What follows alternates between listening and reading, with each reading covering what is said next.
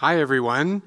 My name is Stephen Pacifico, and I'm the Director of Energy Exchange, a division of Pollution Probe. Energy Exchange is dedicated to measurably increasing energy literacy levels across Canada towards the goal of unifying Canadians in our energy prosperity. That sounds great, doesn't it?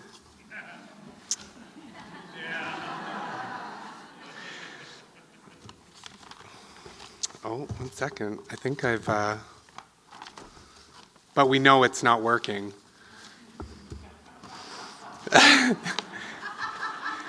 Yeah, it's not working. And we know it's not working because there's still a lot of polarized views. There's a lot of biased positions in the marketplace. There's still a lot of policy uncertainty. And so we need a different approach. And so we've been doing a lot of research and using different approaches to figure out a way to more effectively engage Canadians in a dialogue around energy issues so that they can participate in the decision-making process in a much more constructive way. It's all about how we educate and engage, what kind of information we use, who we are engaging, and who is delivering the message. In most energy literacy efforts and stakeholder consultations, we typically focus on information and data pushes, many times awareness campaigns, but we know this doesn't work. Our extensive body of research shows us this. Providing people with information and awareness does not increase literacy. We used to believe that if you just focused on developing knowledge, then people will be more engaged and able to participate in public dialogues, decision-making, and behavior changes. We now know that it is more effective to focus on all 4 of these domains, not just the knowledge domain. I won't get into all the theory, but we call this knowledge mobilization, and this framework should be used whenever we engage Canadians on energy issues. You need to develop the entire learner in the subject matter, and that means we just can't provide information. It must be tailored to the audience, and they must be engaged in a dialogue that involves critical thinking. We need better data. For a country that has so many tremendous energy resources and opportunities, our national and regional data sets are not up to snuff. Each jurisdiction reports energy data in different ways, and it's very difficult to get up-to-date energy information. This has to change. If energy is one of Canada's biggest opportunities and fundamental to the quality of our lives, then Canadians need access to timely, high-quality energy systems data, including the rise of new clean technologies. This information needs to be easy to access, easy to understand, and should also be translated into meaningful information for Canadians so that we can understand all the risks and the opportunities. So who are we talking to? Many times we make a lot of assumptions about the people we are trying to engage on energy issues. Well, we wanted to know our stakeholders better so that we can engage them based on their needs and values and priorities and preferred communication tools. One of our goals is to try and engage as many Canadians as possible. This is a very difficult task to do. So we segmented the Canadian population. Our goal was to find Canadians that had low to moderate perceived knowledge on energy issues and those that are community stewards. We can't reach all Canadians, but if we can get to the ones that are most interested, they will become the champions of our content. We call them the energy engaged citizens. We now know 3 target groups within the Canadian population who are really eager to learn more and are willing to share their learnings within their communities. I'm going to quickly introduce each of them to you. Meet Sam. She's 29 and she values social learning. She bikes to work every day. She surfs the internet all the time for work, and she uses personal email. She checks the weather and other social media such as Facebook. She's really interested in and willing to learn about energy and environment-related information. She defines herself as a new environmentalist. She is quite active in the community she lives in. She votes regularly and participates in public forums often. She likes informative discussions and trusts information from local NGOs in her community. She spends almost every weekend hiking and loves to bake. I think I was like Sam about 20 years ago, minus the baking. Meet Yuan Wei.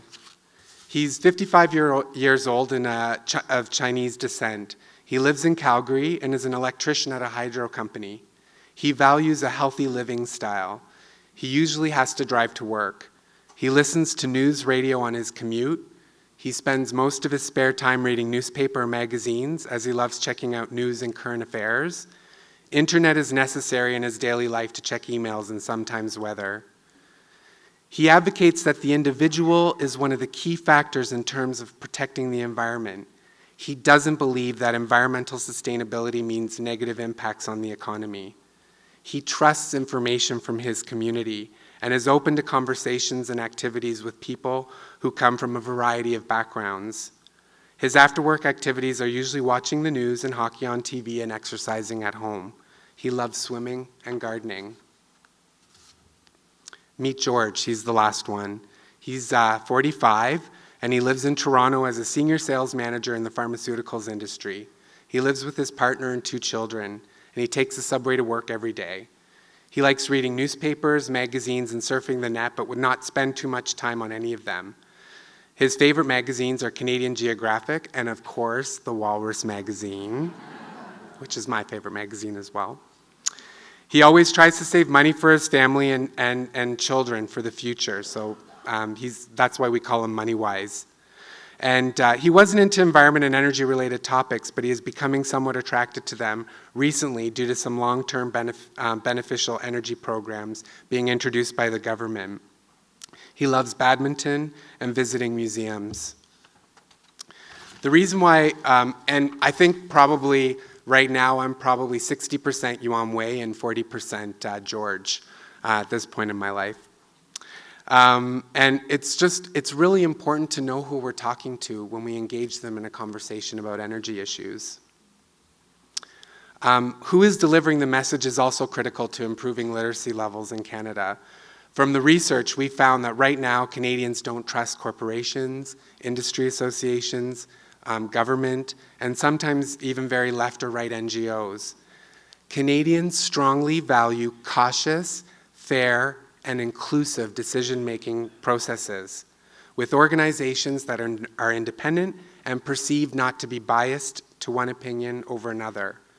They do trust neutral third parties that present unbiased, factual, and transparent information, such as academics and independent civil society organizations. We know this approach works.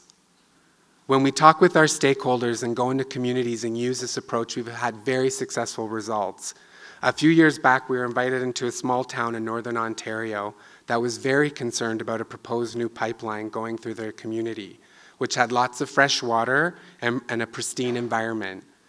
So we engaged them in a conversation about energy issues.